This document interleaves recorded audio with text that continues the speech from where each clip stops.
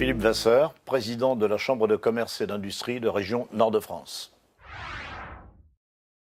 Un mandataire représente l'organisation qui l'a mandaté. C'est-à-dire qu'il doit en porter les intérêts, il doit s'emparer, s'engager sur les sujets qui sont les sujets concernant sa profession, qui concernent généralement le monde de l'entreprise. Et un mandataire doit en quelque sorte se faire le porte-parole de sa profession, de son organisation, auprès de mouvements qui sont des mouvements peut-être quelquefois un peu plus larges. Sauf s'il est mandaté dans une organisation qui est une organisation strictement professionnelle, bien évidemment.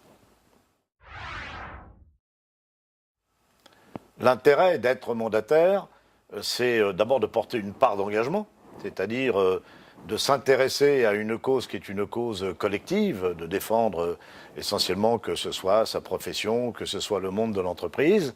Et puis l'intérêt, il est aussi réciproque, c'est-à-dire je pense que quand on est mandataire, on reçoit aussi beaucoup, on est amené à s'intéresser à des problèmes qui sont des problèmes plus larges que ceux que l'on peut connaître dans sa propre entreprise. Bref, c'est donnant-donnant en quelque sorte. Je suis mandataire, je donne de mon temps, mais dans le même temps, je reçois ce qui se passe autour de moi et ça m'enrichit. Je pense que de ce point de vue-là, être mandataire, c'est un intérêt pour ce que l'on donne, c'est un intérêt pour ce que l'on reçoit. Le mandat doit correspondre à une cohérence. C'est-à-dire que si vous êtes désigné par une organisation, vous devez bien évidemment rester en phase avec cette organisation.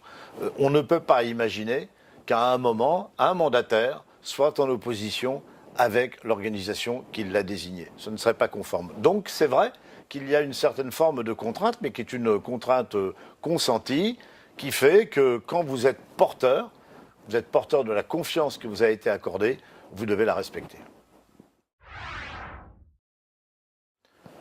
Un mandat est nécessairement chronophage. Il demande de l'investissement en temps, de l'investissement en réflexion, de l'investissement pour s'informer, bien évidemment. Et donc, il faut en supporter les conséquences. Il faut le savoir dès le départ. C'est du temps. C'est quelque chose qui viendra se faire, je ne dirais pas au détriment, mais en prenant sur autre chose. Donc vous prenez peut-être quelquefois un peu et quelquefois un peu trop sur votre vie personnelle. Vous prenez aussi, quand vous le pouvez, sur votre vie professionnelle. Il faut être capable de concilier vie professionnelle et mandat.